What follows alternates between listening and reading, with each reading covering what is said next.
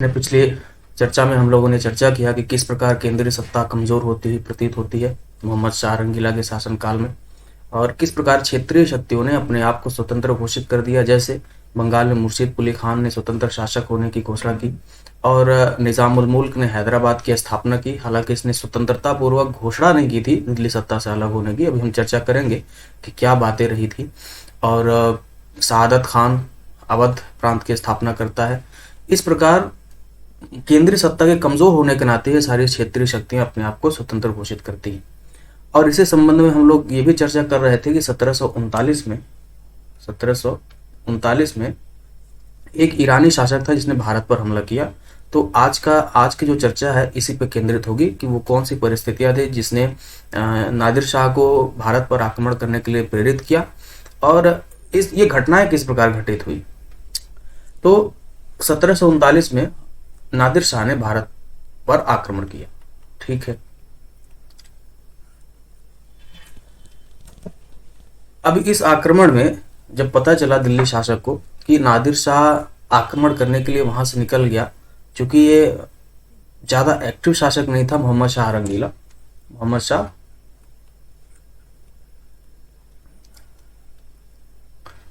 रंगीला 1739 में जो दिल्ली का शासक था वो था मोहम्मद शाह रंगीला।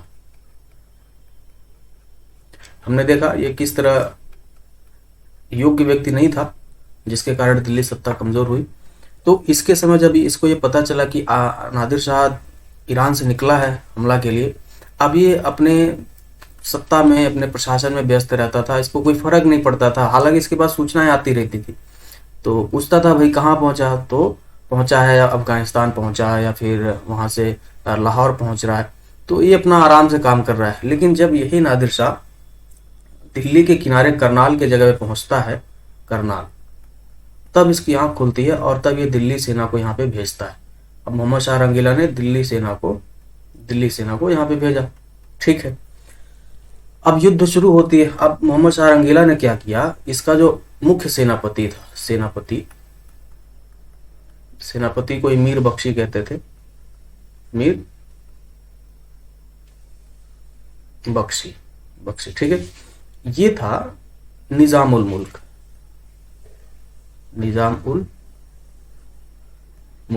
यही है चिनक्लिज खान, या इसी को चिनक्लिज खान,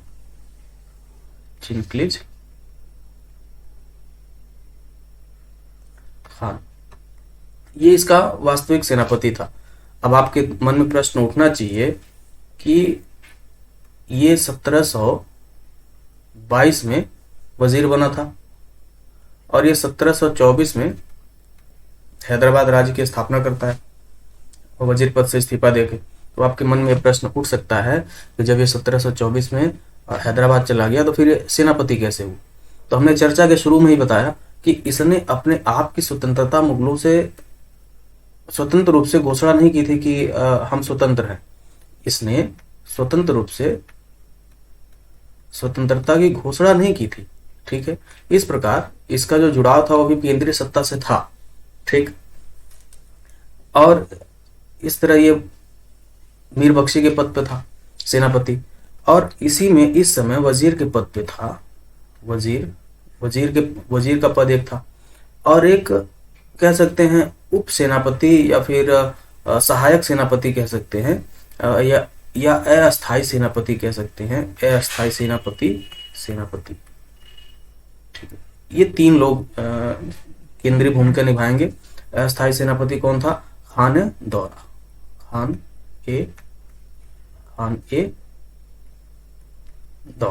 ठीक है, अब वजीर के पद पे उस समय कौन था? सआदत खान, ये वही सआदत खान है अवध वाला। ठीक, इतनी बातें कंप्लीट हो गई। अब करनाल में सेना इकट्ठा हो गई है।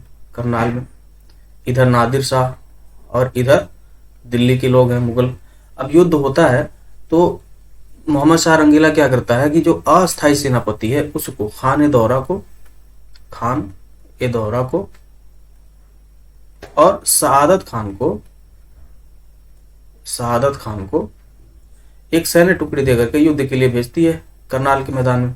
अब युद्ध होता है और शाह खान दौरा मारा जाता है, इसकी मृत्यु हो जाती है, मारा जाएगा, मारा गया और इसको बंदी बना लिया। ठीक, इतना भयानक ये हार था कि कुछ ही समय के दौरान जो नादिर शाह की सेना थी वो विजयी घोषित होती है, खान दौरा मारा जाता और शहादत खान को बंदी बना लिया जाता है। अब इस जीत में अब जो करनाल की सेना थी, जो नादिर शाह की सेना थी, खुश तो थी। तो शहादत खान ने उनसे कहा कि अब अगर तुम मुझे छोड़ोगे तब तो मैं दिल्ली जाके बता पाऊंगा कि हम हार गए हैं। अब इन्होंने सोचा हाँ भाई ठीक कह रहा है, तो ये उसको दिल्ली जाने के लिए बोलते हैं। अब ये दिल्ली आ गया, अब ये दिल्ली आता है, बताता है कि हम हार गए। तो जो मोहम्मद शाह रंगीला है वो अब अपने मुख्य सेनापति को यानी चिनकलीज खान को वार्ता के लिए भेजता है नादिर शाह की सेना से। वार्ता के लिए चिनकलीज खान को भेजा, चिनकलीज खान, ठीक है। अब ये वार्ता के लिए आता है कि अब हार तो गए हैं। अब पहले होता था जब हार जाते थे तो फिर कुछ पैसे ले लिया या फिर कुछ क्षेत्र ले लिया या कभी कभी साम्राज्य स्थापना कर ली अपने जो जीतता था। तो इसी प्रकार जब ये हार गए तो वार्ता के लिए चिनकलीज खान गया। वार्ता में ये निकल के आया कि हमें आप 50 लाख रुपए दे दें, हम यहाँ से चले जाएंगे। नादिर शाह ने कितने की मांग की? 50 लाख। तो वार्ता कंप्लीट हुई। अब ये चिनकलीज खान आता है केंद्र में, दिल्ली में आता है। अब इसकी प्रक्रिया आगे बढ़ाई जाए। अब यहीं पर एक ट्विस्ट होता है कहानी में। ये जो शहादत खान था, शहादत खान ये वजीर था, ठीक है। और सीधी सी बात है, वजीर होने के नाते इसको युद्ध में जाना थोड़ा अटपटा लगा। इसने कहा मेरे साथ गलत हुआ है, क्योंकि इस मुख्य सेनापति को आना चाहिए ना, लेकिन युद्ध के लिए भेजा इसको गया था। ये पहली बात थी। और दूसरी बात, ये स्वयं मुख्य सेनापति बनना चाहता था, मीर बख्शी के पद पे ये स्वयं आना चाहता था, ठीक है, बनना चाहता था। लेकिन बना कौन था कौन? वो था चिनकलीज खान। और चिनकलीज खान का प्रभाव इतना था, बहुत ज्यादा प्रभाव था, और इस प्रभाव से हमेशा चिढ़ा रहता था, ठीक है। और इसके लिए इसको सबक सिखाने के लिए, इस बदला लेने के लिए अब नादिर शाह से कहता है आप मात्र 50 लाख में मान गए, आप दिल्ली पे हमला करो, मैं आपको 2 करोड़ दूंगा। 2 करोड़ रुपए की बात किया इसने। कितने की? 2 करोड़। इस प्रकार ये षड्यंत्र करता है दिल्ली। अब ये शहादत खान अपने षड्यंत्र के कारण इससे कहता है कि आप दिल्ली पे हमला करो, मैं आपको 2 करोड़ दूंगा। अब ये कहता क्यों है? आप समझ गए होंगे, षड्यंत्र था इसका, सबक सिखाना चाहता था। अब इस प्रकार जो नादिर शाह था वो दिल्ली पे हमला करने के लिए प्रेरित होता है और दिल्ली की तरफ आगे बढ़ता है और दिल्ली में आता है, हमला करता है। मुगल सेना हार जाती है। और एक घटना इसमें घटित होता है, इतिहासकारों ने लिखा है कि ये चांदनी चौक पे जाता है, शॉपिंग करने गया होगा, कुछ खरीदारी करने, तो देखता है वहां पे कई सारे व्यापारी बैठे हैं, वो कुछ खरीदने को आगे बढ़ता है। लेकिन वहां के व्यापारियों ने तैश में आके कहा कि हम विदेशियों को सामान नहीं बेचते। इसी बात पर नादिर शाह ने अपनी सेना को कत्लेआम करने की अनुमति दे दी और इतना मारा लोगों को, इतना मारा पीटा कि उसकी गिनती नहीं। इस तरह वो दिल्ली पे विजयी होता है और अब जो है 70 करोड़ रुपए की लूट करता है। 70 करोड़ रुपए की 70 करोड़ रुपए की लूट करता है और ये यहां से लेके जाता है। और ऐसा इतिहासकारों ने लिखा है कि ये यहां से निकल जाता है और जाने के दौरान मोहम्मद शाह रंगीला को दिल्ली का शासक बना देता है और सारी शक्तियां इसको प्रदान कर देता है, शक्तियां वापस कर देता है। आपने देखा किस तरह केंद्रीय सत्ता केंद्र में षड्यंत्र होने के कारण जो काम दूर से करनाल में 50 लाख में मात्र हो सकती थी, उसके लिए 70 करोड़ के आसपास की राशि देनी पड़ी। और जो हमला हुआ, जो कत्लेआम हुआ, वो अलग से।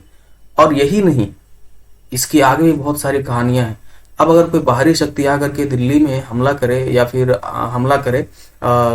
युद्ध हो और दिल्ली हार जाए, तो क्या बाहर ये सूचना नहीं जाएगी कि दिल्ली कमजोर हो चुकी है? जो सूचना अभी तक छुपी छुपाई थी, जिसके बारे में उजागर नहीं था, क्या वो ये बात सारे लोग नहीं जान जाएंगे?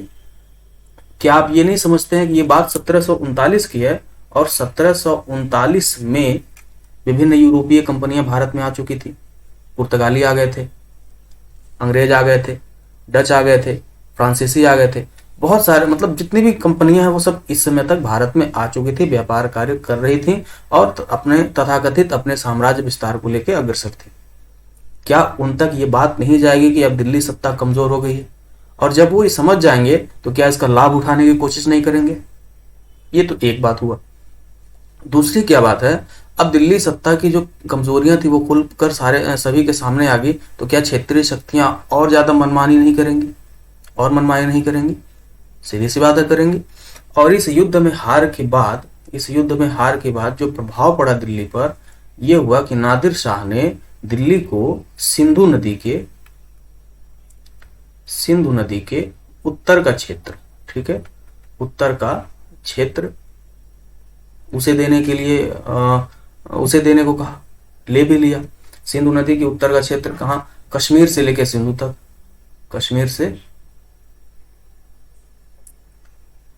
कश्मीर से सिंधु तक मजबूर किया केंद्रीय सत्ता को देने के लिए। अभी हमने चर्चा किया यूरोपीय शक्तियां भी अब फायदा उठाने के लिए आगे बढ़ेंगी, क्योंकि कमजोरी का पता चल गया। क्षेत्रीय शक्तियां भी मनमाने तरीके से फायदा उठाने की कोशिश करेंगी। तो ये प्रभाव रहा नादिर शाह का दिल्ली पे हमला करना। अब हमने ये कहानी समझ तो ली, क्या ये प्रश्न नहीं उठना चाहिए कि वो कारण क्या थे जिसने नादिर शाह को भारत पर हमला करने के लिए प्रेरित किया? तो इसको समझने के लिए हमें इसकी पृष्ठभूमि को समझना होगा, जो कि जब आप ईरान को देखेंगे, जब ईरान को देखेंगे, ये ईरान है मान लेते हैं, और इसके पूरब में क्या है? अफगान शासन, अफगान, ठीक है, ये पूर्व में है।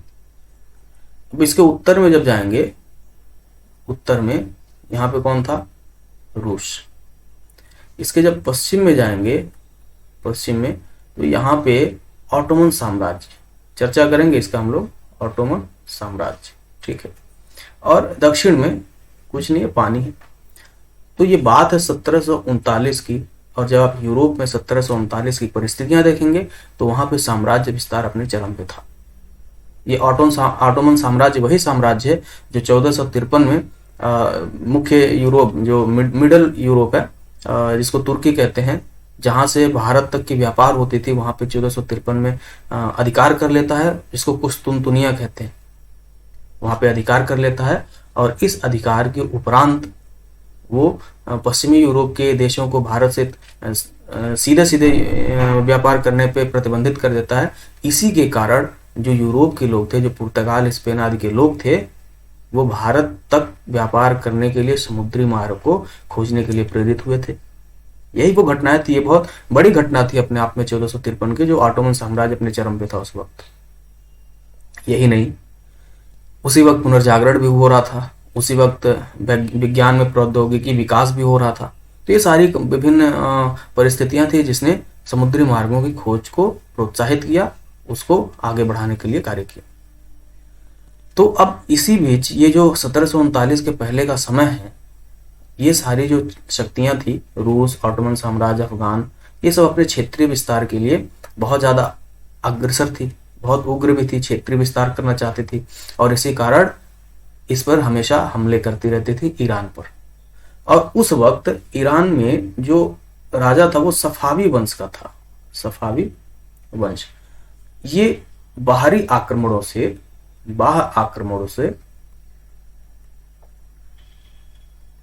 रक्षा नहीं कर पाया ईरान का। और यही वो परिस्थितियां थी जिसने नादिर शाह को, जो कि साम्राज्य मतलब कुलीन वर्ग का नहीं था, ये नादिर शाह गडेरिया का पुत्र था, गडेरिया। और यही वो परिस्थितियां थी जिसने नादिर शाह को केंद्रीय सत्ता यानी ईरान की सत्ता को हथियाने के लिए प्रेरित किया या मौका दिया। और ये नादिर शाह जो है स्वयं राजा बनता है, सत्ता पे बैठता है, और अफशारी वंश की स्थापना करता है, ठीक है, अफशारी वंश की स्थापना करता है। अब आगे क्या करेगा ये? अब ये अपने साम्राज्य को बचाने के लिए भरसक प्रयास तो करेगा, क्योंकि ये सत्ता पे बैठा ही इसीलिए था, यही वो परिस्थितियां थी। तो अब ये विभिन्न प्रकार के सैन्य अभियान करता है जिसमें इसके पैसे वगैरह या धन खर्च होते हैं। अब वो धन आएंगे कहाँ से? उस वक्त ईरान में एक प्रथा और भी थी कि ये लोग अपने जनता पर ज्यादा कर नहीं लगाते थे, या यूं कहें नहीं लगाते थे। कुछ कुछ किताबों में हमने पढ़ा है नहीं लगाते थे, कुछ में पढ़ा है कि थोड़ा कम लगाते थे, भारत की अपेक्षा तो कम ही था। और चूंकि वहां अब देखेंगे तो इस क्षेत्र में ज्यादा उत्पादन के साधन नहीं है, जैसे भारत में है उत्पादन के, उस तरह नहीं था। तो ये मजबूरी था इनका, ज्यादा कर लगा नहीं सकते। अब ये अपने वित्तीय आवश्यकताओं की पूर्ति के लिए, सैन्य अभियान के लिए जो वित्तीय आवश्यकताएं थी उसकी पूर्ति के लिए भारत पर हमला करने के लिए प्रेरित हुए। उसको उनको पूरा करना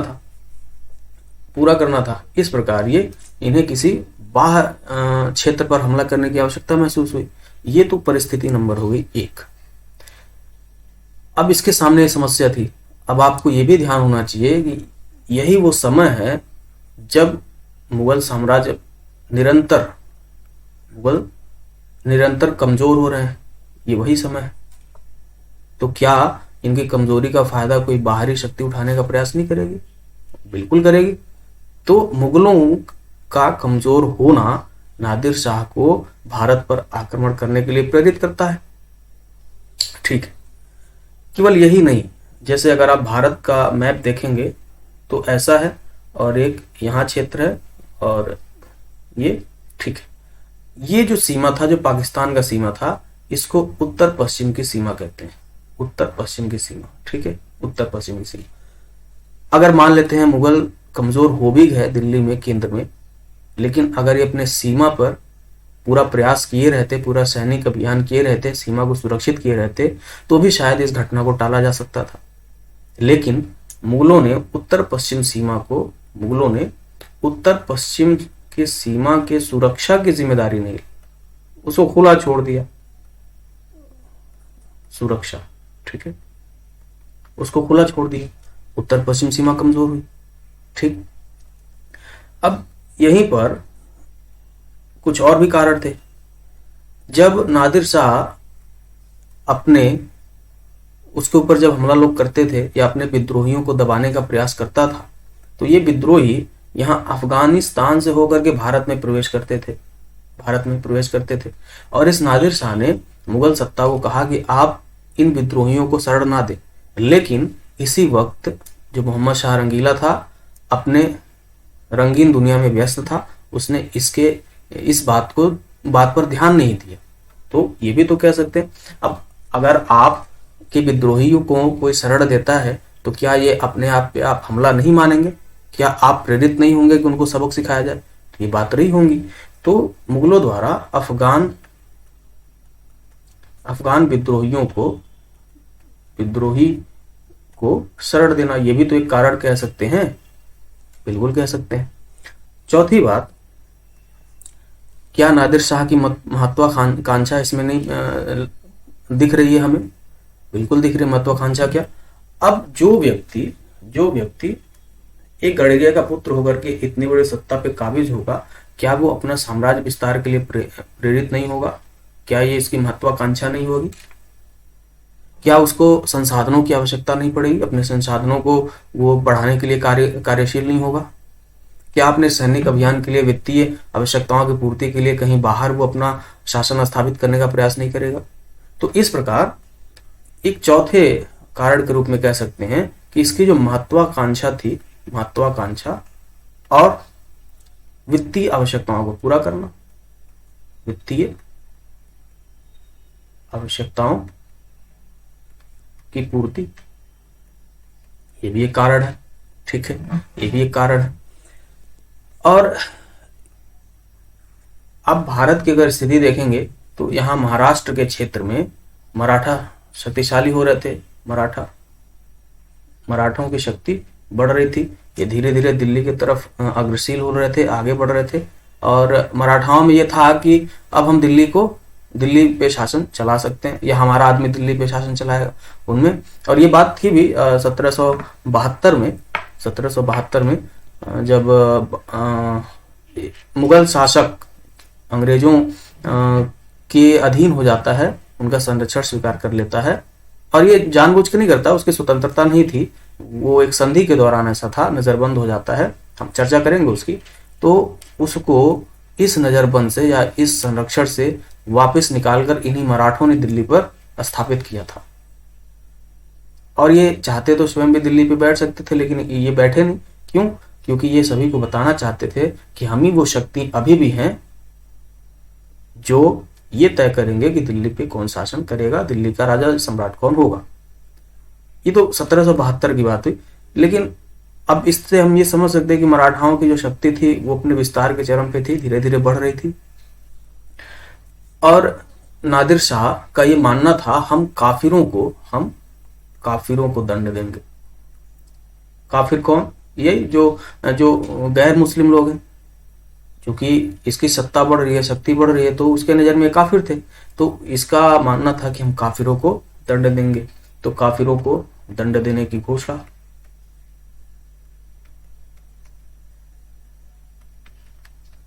ये सारे कारण थे जो उसको दिल्ली पे हमला करने के लिए, भारत पे हमला के लिए प्रेरित करते हैं। एक और था, वो तब भी दिल्ली पे हमला नहीं करता, वो करनाल से वापस जाने के लिए तैयार था। लेकिन आपने देखा कि किस तरह, सॉरी,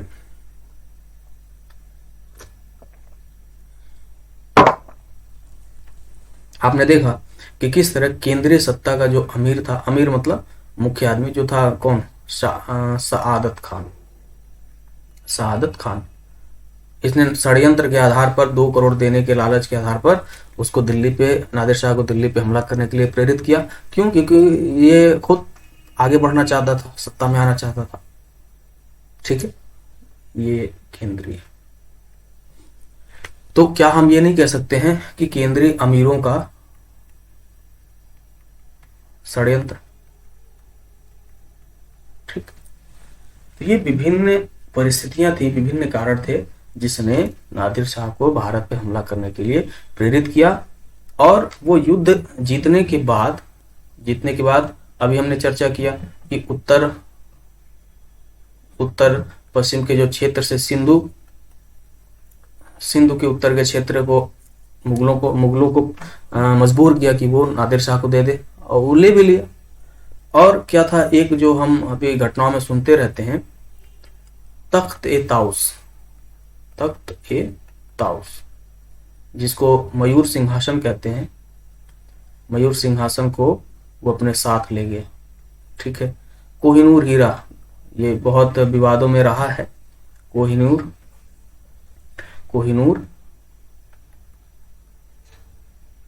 हीरा, ठीक है। इन सबको तख्त ताउस और कोहिनूर हीरा को वो अपने साथ ले गए। तो अब आपको समझ में आया होगा कि भारत से मयूर सिंहासन और कोहिनूर हीरा नादिर शाह युद्ध में जीतने के उपरांत लेकर के यहां से गया ईरान में। ठीक है। तो ये सारे चर्चा रही कि एक लुटेरा था जिसने भारत पर हमला किया और लगभग 70 करोड़ की संपत्ति को लूट करके यहां से लेके गया। अब उस वक्त 70 करोड़ अपने आप में बहुत बड़ी राशि है, आज भी बहुत बड़ी राशि है। तो सोचिए उस वक्त क्या होगा।